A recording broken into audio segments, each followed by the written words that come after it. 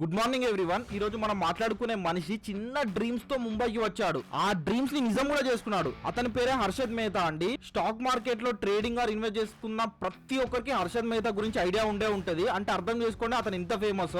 హర్షద్ గుజరాత్ లో జన్మించాడు. ముంబైలో చిన్న చిన్న జాబ్ చేసేవాడు. సిమెంట్ సేల్స్ కానివ్వండి కొన్ని చిన్న కంపెనీస్ లో. తర్వాత న్యూ ఇండియా అస్యూరెన్స్ లో సేల్స్ పర్సన్ గా పనిచేశాడు. కానీ తన హృదయంలో ఒక్క ప్యాషన్ ఉంది, stock market.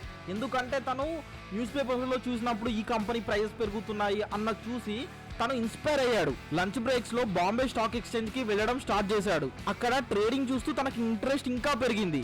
Eventually Bombay stock exchange లో జాబర్ గా స్టార్ట్ చేశాడు. స్లోగా తన స్కిల్స్ తో మార్కెట్ లో మంచి పేరు తెచ్చుకున్నాడు. 1980లో గ్రోమో రీసెర్చ్ అండ్ అసెట్ మేనేజ్మెంట్ అనే తన కంపెనీ స్టార్ట్ చేశాడు. తన అగ్రెసివ్ స్ట్రాటజీ ట్రేడింగ్స్ తో బిగ్ బుల్ అని పేరు తెచ్చుకున్నాడు. స్టాక్స్ లైక్ ఏసీసీ కంపెనీ యొక్క షేర్ ప్రైస్ ని 200 ఉన్న షేర్ ప్రైస్ ని 9000 దాకా తీసుకెళ్లాడు. కానీ 1992లో తన స్ట్రాటజీస్ లో ఉన్న లూప్ హోల్స్ వల్ల తన ఒక పెద్ద స్కామ్ లో ఎక్స్పోజ్ అయ్యాడండి.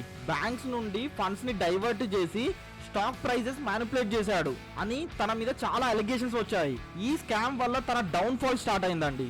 హర్షద్ మెహతా లైఫ్ మనకు చెప్పేది ఏంటంటే dream big but be careful. Success తో పాటు ఇంటిగ్రిటీ కూడా ముఖ్యమండి. హర్షద్ మెహతా జర్నీలో ఒక రిమైండర్ ఉందండి. ప్యాషన్ తో పని చేస్తే హైట్స్ కి వెళ్ళొచ్చు, కానీ ఎథిక్స్ ని మర్చిపోతే డౌన్ ఫాల్ తప్పదు.